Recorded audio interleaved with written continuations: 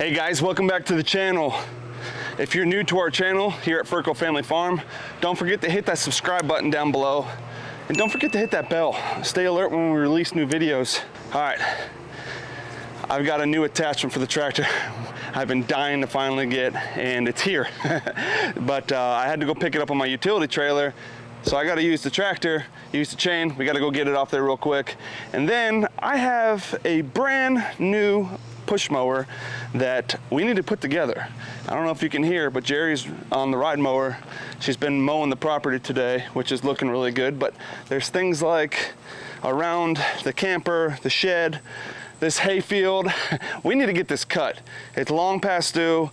The mower that I have, my existing push mower, the issue is the blades underneath broke. Well, didn't really break, but we hit a couple hard things over the course of time, and you can see that's not good, guys. I also tried to take out this nut there to get this blade off. I noticed that this whole issue under here is locked up. This bolt is stuck, so I put some heat on it to try to get it off. It started stripping out. Not good. I've had this mower for years and it's done really good. It's just a Toro 22-inch push mower. It worked really good. I used it to mulch out behind the house where we cleaned that out. Time's past due. I've already rigged up the carb spring in here. I've had to adjust a few things to keep it running.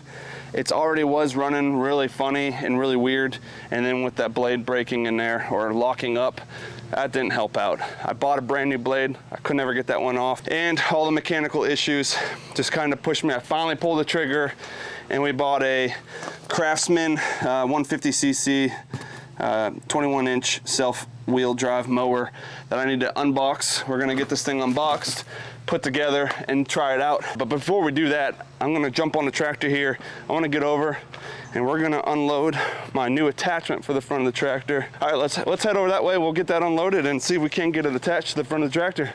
I guess before I get going, probably should empty out this bucket. These are the tools that I had in here from when I had to cut up the tree the other day. All right, we're ready to rock and roll.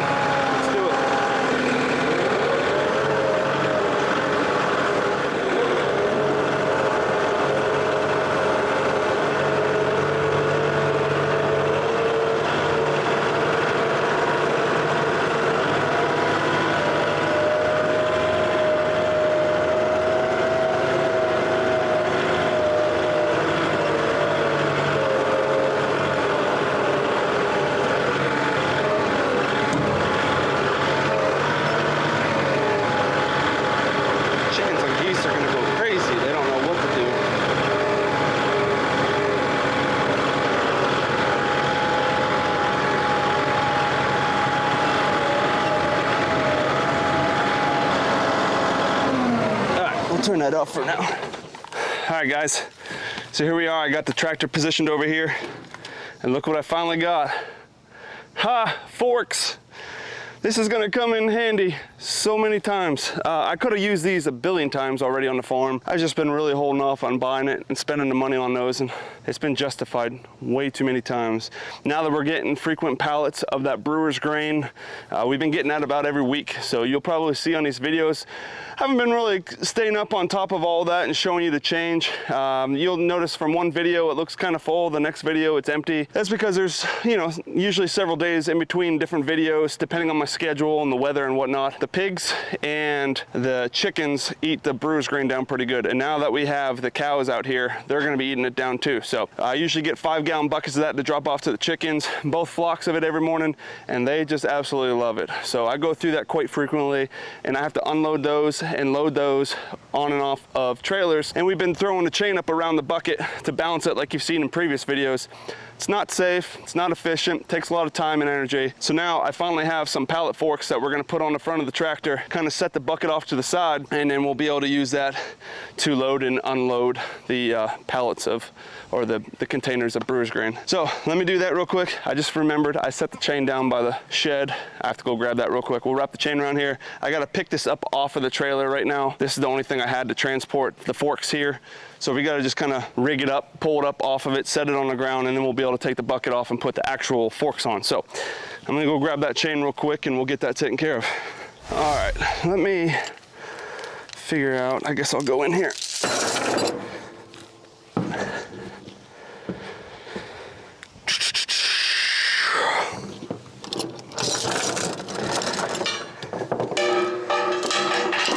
I don't know if this will work or not. We may have to get creative, but we'll try this out and see what happens.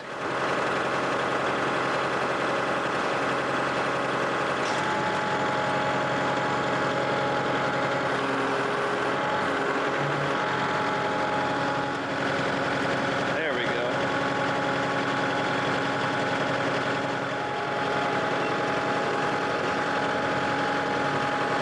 There we go. Push this trailer back over here.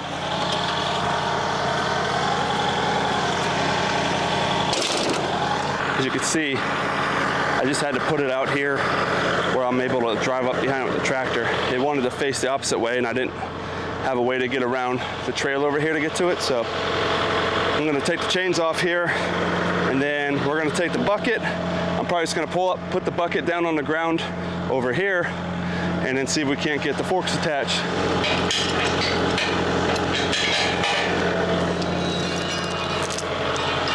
Just set this out of the way. All right.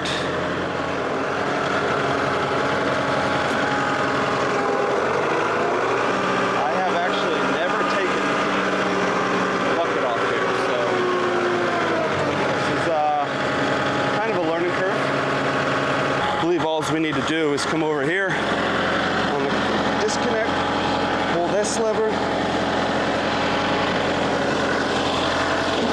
pull that lever. Now I should be able to lower down a little bit, back up. Should.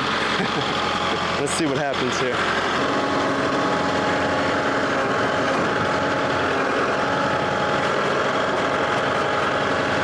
Just like that. So, there we go. There's the bucket taken off.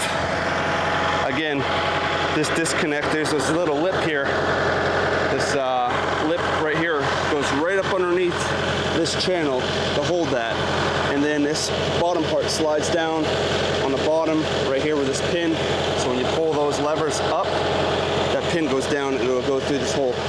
And that's how that's getting attached. So let me get this thing on and see if I can do this, how long it's gonna take me to get this on here. All right, so now all it is, we picked it up.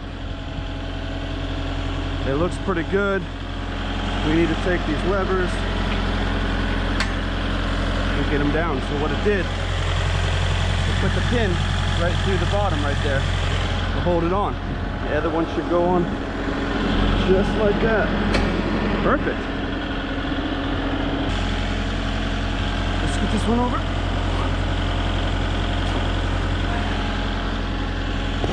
All right. We've got pallet forks. All right, guys, we got the pallet forks on, all taken care of. I may have to adjust it wider or narrower depending on what I'm picking up or using, but the nice thing about these now is I'm gonna be able to carry logs and lumber and other things that didn't necessarily fit inside the bucket a little bit easier on here. Also able to, like, again, anything that's palletized, I'll be able to use this. It's just gonna really come in handy. So I'm so excited to finally have these on. I guess we'll just leave that be for now. Since we got the forks on, I want to get over it. Let's get this push mower unboxed. I want to get it put together because I'd really like to try to get some of this tall weeds and I don't know, the landscaping around the house, it's grown in pretty bad, and I've kind of let it go recently because the push mower issues. But now it's time to get this push mower unboxed and ready to go. So let me move this tiller over. That way we have space here to use to unbox. All right, let's see what we need to put this thing together here. All right, it says stop. What's it talking about? Putting a handle together on this? Yeah, that's what it looks like. Let's get the bag out. Comes with a bagger. We'll have to put the framing on this here. Usually it goes up something along these lines and down. We'll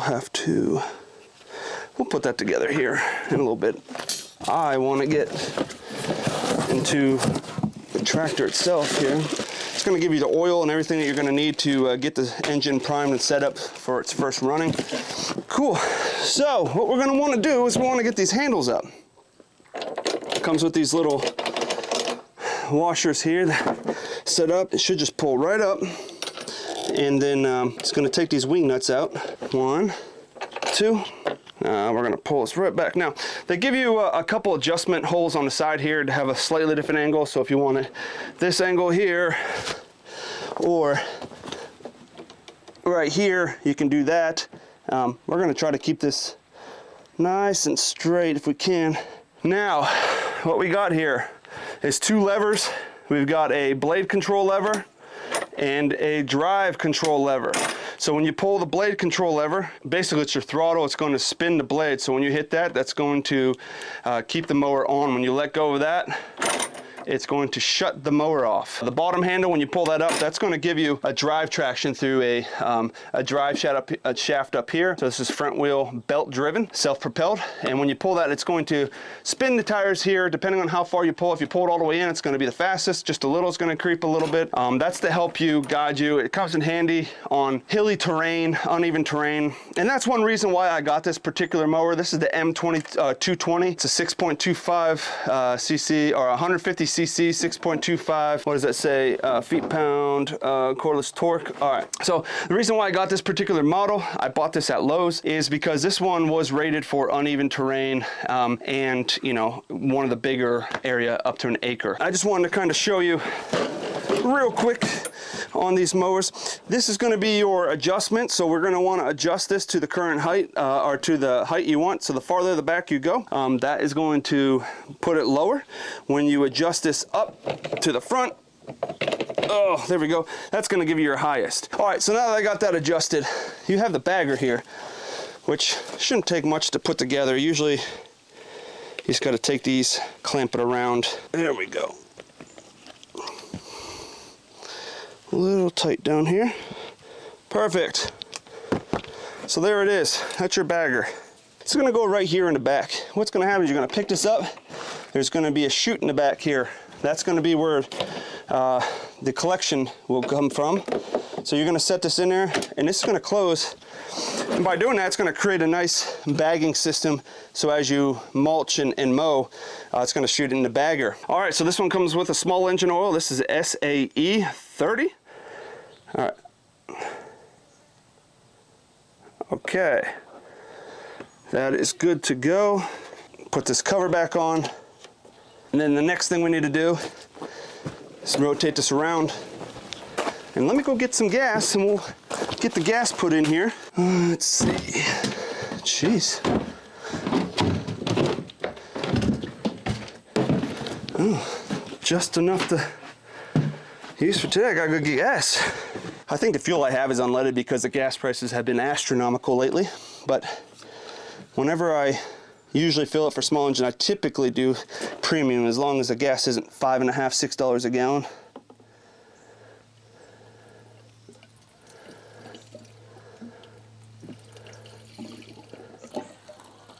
Whoa, it's hard to see.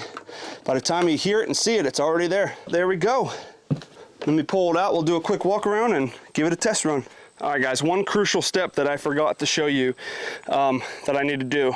Before you actually try to start this thing up after you put it together, I forgot that the handles typically are pushed down. So when they're folded over, there's an area down here. Now, if you see this bolt here, and this is probably all in the instructions when you look at it, so read the instructions carefully. I've just done this a few times and I just got ahead of myself. got to unscrew this bolt, and we got to pull on both sides. There's a bolt on both sides. We got to pull the handle out. Why? And this is why you don't want to start it without paying attention. Look underneath.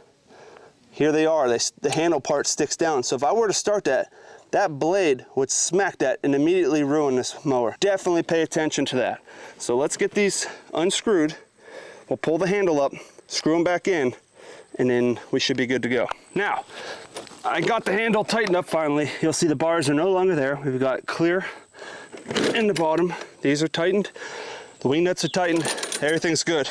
Before I get it fired up and running, I'm gonna come through this area and we're gonna clean this up. Hey, Mr. Toad. I am just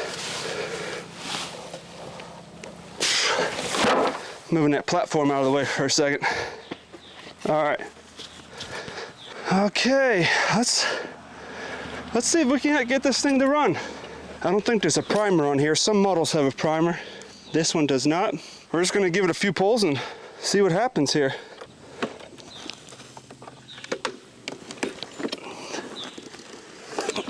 Ugh.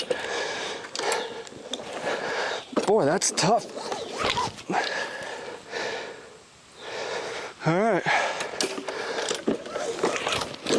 This is not pulling very easy. What am I missing?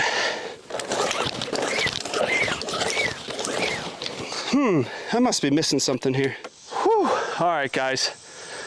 I'm at my wit's end with this thing. I have no idea. You know, I tried to use the starter fluid and this didn't work. Read through the owner's manual to make sure I didn't miss anything. I didn't. I searched all over the engine to make sure everything's good. There's no primer choke, hence why I was putting starter fluid in there. I took the spark plug, made sure it was secure and tight. Gas and oil's filled. I'm just winded. I've been pulling this thing for about 15 minutes and it doesn't even want to try to start. There's no puttering, there's nothing. It's just a real heavy compression. I pull back, it's really hard to pull back and it's not even, it's not even trying, it's just pulling. I don't know, this is the first time I've had a brand new, this is my third or fourth push mower that I bought brand new. First time ever running into this, so Craftsman, you're not looking too good to me right now. I don't know, I'll have to do some more YouTubing and research and all that to see if I can figure out another solution to that, because right now I'm at a loss, guys. Leave me a comment down below if you know a shortcut or something I might be able to try with this. Other than that, probably have to bring it back and buy a different mower. I don't think I'll buy the same one because this one obviously is giving me too many issues just in assembly. As always, nothing really goes to plan around here. So, hey, at least we got the pallet forks on, that's good. I think Jerry's down at the barn right now doing chores, so maybe I'll drive the tractor down and join her and see if we can't get the pigs fed, and if there's anything up at the barn we can take care of today. All right. The goats and cows are out hanging out together. I think I hear the mama bear. So what does that mean? The goats were fed. Did you feed the pigs? No, not yet. They do. They're hungry. Okay, you just doing water? Yeah, I just did. These ones. Well, I've got some good news and some bad news. What do you want to hear? Bad news. All right, the bad news is the new push mower does not run. Fantastic. The good news is we did get it put together. Yeah, no idea why. Hey, boys. I guess we'll grab some feed for the pigs, get them fed. There we go.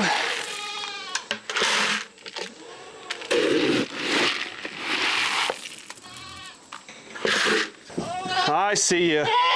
I know. Hey, Red. You hungry? Let me get the little ones first. There you go. All right, Red. Where's your container at? You ready?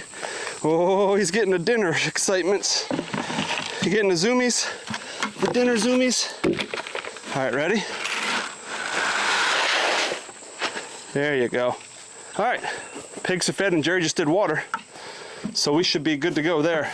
How do we keep the goats out of the cows' minerals and feed? I'm not worried about the cows getting in theirs because theirs is gonna be in their house as always, but the goats like to come up here, always getting into... In the middle, I can't reach it. So we're putting a little bit of the mineral, just a little bit of grain. To put some, but they're gonna eat it. The goat, Wayne's already getting the mineral. Yeah, I don't know. If any of you guys that have goats in with your cows, how do you keep those crazy critters out of the other animals' feed? I don't really think there's a clear-cut answer or easy way to do it, because they're just going to be all up in here. We're trying to get those in there so the cow can get some supplemental feed while they're still in this pasture here, because it's only about a ½ acre here, not very big for 2 cows. I do want to get them into 2.5 acres in the back. We just haven't got a chance to fence that in yet. So that's coming. We do need to get them moved. Where'd the chicken go? She's over at the coop. Oh, she went back? Yeah. Well, there you are. I see you let them out free ranging, so that's cool. Yep.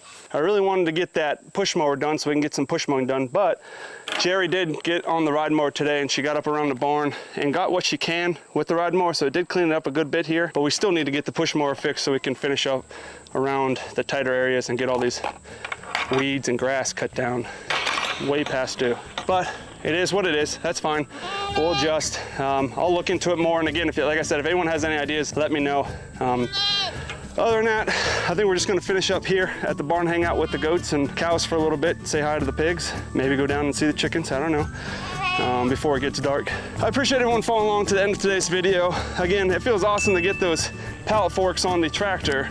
You know, it's well past due. We're gonna be able to unload the brewer's grain really easy now in any palletized thing, which makes life a lot easier here on the farm. But we'll pick back up, we'll revisit that push mower at another time. I'll look into it. And again, I appreciate everyone following along. And until next time, guys, we'll see you later.